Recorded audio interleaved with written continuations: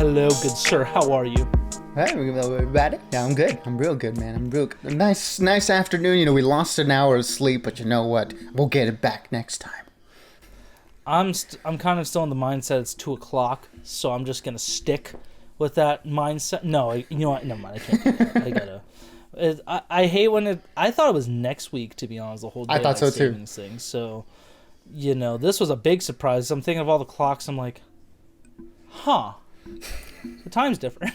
I just had one of those moments today where I'm just like, what is happening? But hello, everybody. I hope everybody else is having a great day/weekend. I have a bit of a dual review coming at you for this week's movies that just dropped on both Netflix and Disney+. They are Pixar's Turning Red and Netflix's The Atom Project. And both I was pleasantly surprised by, which I was like, oh, thank God these are good. Turning Red is definitely more of like a family-friendly movie than like some of the, like, not that to say that no Pixar movie is like not family-friendly. I just thought it was a lot more playful and childish than the other ones, you know what I mean? Like, especially for movies like Soul and stuff, they handle some really heavy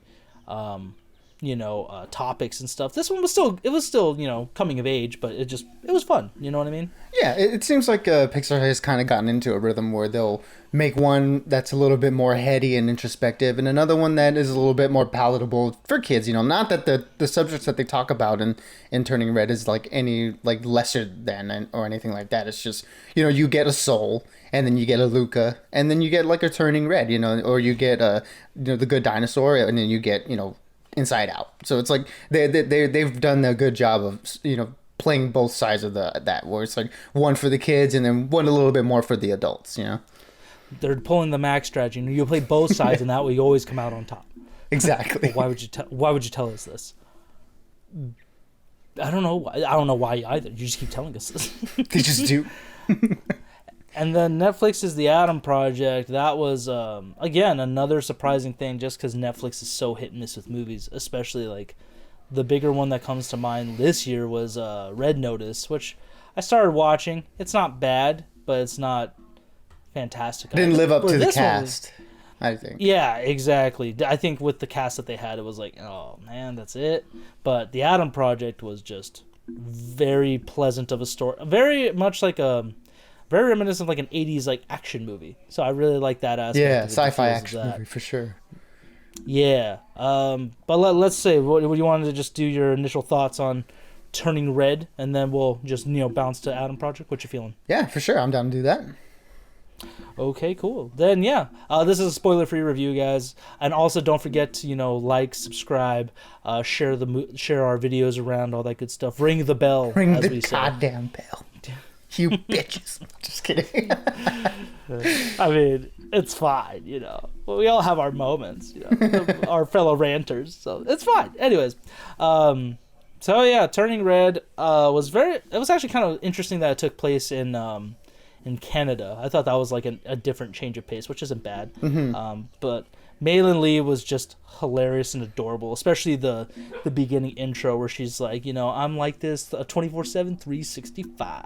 Yeah. And I thought the cast was solid with this one. A lot of I thought Michelle Yeoh was in it, but I got her mistaken with I think the lady who played Madame Gao. I'm a little confused by the cast and stuff like that, but other than that, just solid voice acting all around. Animation was on point.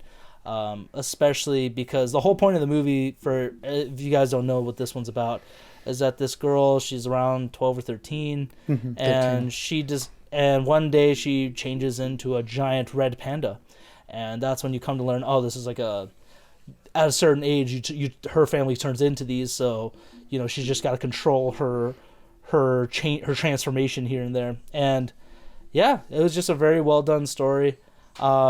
I feel like everyone could relate to on a certain level, given, she's a girl and stuff and Canadian and all that and whatnot. But just, like I said, very well done, very fun, not too emotional, but not too childish where, not adults can get into it. So, like I said, I love the animation with the panda too. Like the all Pixar never fails on the animation aspect, just with the fur and the way it moves, and when they give her giant hugs, because everybody's like, oh my god, I want to hug a panda, like, just get me in there.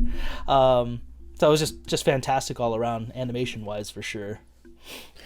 Yeah, I mean, like you said, Pixar has just been killing it on the animation, and so I mean they've been firing on all cylinders there, and then this one is no exception either. Like you said, the way that they animate the fur and stuff, and just how expressive all the characters are.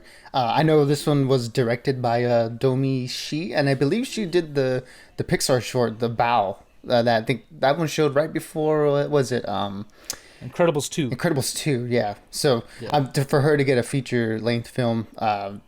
Awesome, and then like you said, like the story here is one that everybody can relate, because it's sort of like an allegory to like puberty and stuff. So I think there's a lot of things to look into and to relate to, with the character. Yeah, I think it was really well done. Yeah. Again, like I said, a great cast. The one who played Malin was Rosalie Chang, which I don't think I've seen her in anything. No, I think she's a relative newcomer. I tried to look and see if she's been in much, but it doesn't seem like it. So hopefully this is a nice little career starter for her. Hopefully so. I mean, she did a great job, like, the way her voice, she voice acted very well. Well, not only did she match the animation, but you could really feel it in that. The great Sandra Oh was her mom. James Hong was this other character called Mr. Gao, which was hilarious, because I was like, oh, it's James Hong, he's still there. And then Wai Ching Ho, who is Madame Gao, and she's also in oh my god, I can't, Nora from Queen. She's one of Grandma's friends. Yes, I was hoping we would get more from her, but she's always good. And speaking of Grandma, Lori Tenchin, she was in it as well as one of the other like family members, which I thought was like, yes, this. I heard Grandma's voice, like, oh, she's in it too, like, this is awesome. Oh man, but again, just very, very good story, very fun. Not much really else I could say about it. Like I said, even if you're not a kid or something, or if it's a perfect movie if you have kids, just because I feel like they'll get it a little bit. But definitely I don't know if I would recommend it to another adult, because I definitely feel it's more geared to kids this time. But I would give it 4 out of 5 rantings for sure, just because it's fun. It's a good overall story, beautiful animation, definitely great for all ages. Yeah, I mean, I second all your thoughts there. Like you said, I think it's really well animated, and I think the story is really, really nice.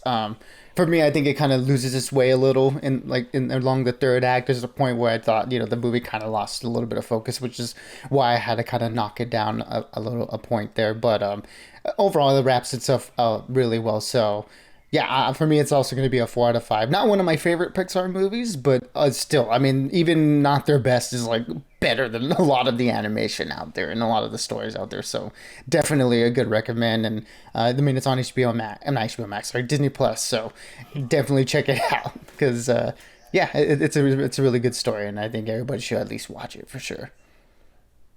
Absolutely. And then now the Adam Project, which stars Ryan Reynolds, Mark Ruffalo, Jennifer Garner, which I was watching. I was like, oh my god, the 13 going on 30. They're like a thing in this movie. That's crazy. Maybe they went from they got married in the movie, and then they became the couple in this movie. Yeah, that's what I like to think.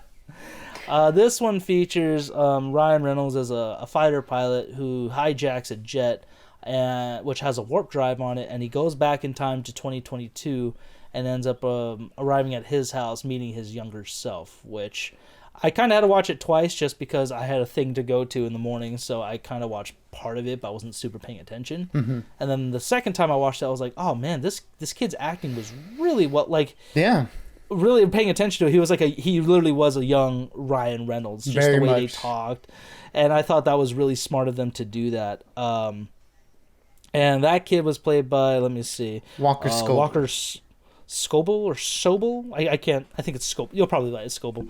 It also features, Zoe Saldana and Catherine Keener. I was trying to think of her name. She's played a lot of bad guys in the last few movies she's done. Like this one, Sicario 2, she was kind of just a shady character. Get Out. And then Get Out was just total monster in that movie. But, I hope... And it's funny because I was thinking, like, how is she... The first movie I ever saw her in was 40-Year-Old Virgin. So it's like she goes from a nice... normal lady, and then just a supervillain in half the movies she's in. And wasn't she in I think she was Incredibles too, wasn't she? I think she was the sister.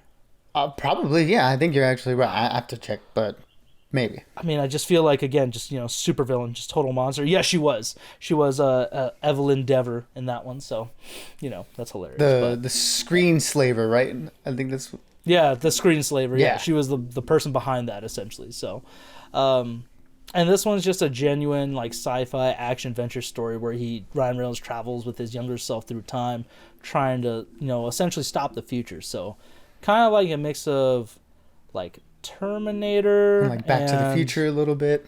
Back to the Future, very much so, yeah. And that's pretty much it. The action was really entertaining this time around, just because it featured a lot of high-tech stuff. Ryan Reynolds was just a genuine badass in this one, and just hilarious, just because him and his younger self's dialogue was just stupid. They're so dumb with each other. They are. It was so great to watch, especially like the part where he has like this giant stick, and it does look like a lightsaber. The guy's like, "That's a lightsaber." No, it's not. Shut up. And when he does something, he's like, "Dude, that's a lightsaber." Like they're so dumb. And when he's like questioning about the multiverse and stuff, he's like, "My God, we've watched too many movies." And that one definitely goes up a lot. Like I said, I'm not like super in love with this movie. Like I want to rewatch it over and over again. But this is definitely one of Netflix's stronger movies for sure. And I would also give this one a 4 out of 5 just because great action pieces. Love the cast. The visual effects were pretty spot on for this one as well. And just it turned out to be a very emotional story, especially in the third act. So I thought that was well acted. So yeah, 4 out of 5 for me for this one too. Yeah, it's a fun sci-fi action movie that does have a lot of heart, like you said. And I think the two main performances, with Ryan Reynolds and Walker Scobell as, the different versions of Adam, I think they completely carry the movie. I mean, their dynamic together is so well done. And I know this is the same creative team behind the movie that came out last year, Free Guy, which was also really good. So, and I know they just announced that this creative team also is going to be the one doing Deadpool 3. So that's something to really look forward to. So hopefully they can cap off that type of trilogy in an awesome way with Deadpool 3. But for this one, yeah, I think it was really well done. The performances were good for the most part. Like you said, the dialogue is really snappy and fun. My only negatives really come from Catherine Keener. I didn't really buy her in the role at all. She really took me out of it. Yeah. And then there's a particular CGI effect which really straight up took me out of the movie. And I think you'll know when you see it, if for the people watching, if they haven't already. But yeah, other than that, I thought it was, like you said, it was really a lot of fun. I enjoyed a lot of the references to a lot of the other sci-fi movies of like the 80s and stuff. So seeing all those little fun callbacks was really great. And like I said, the interaction between the two is just amazing. So for me, I'm going to go ahead and give it a 3 out of 5. It's a really, really fun movie, and I really enjoyed it. And like you said, it's one of the better outings from Netflix for sure. Absolutely. Well, solid stuff, my friend. Well, like I said, with DC, latest news that DC bumped Aquaman 2, which I didn't care for, but The Flash till next year. That's very disappointing. So we won't have 3 Batman this year. We still have a great one, though, so at least we have We got one amazing one, so yeah.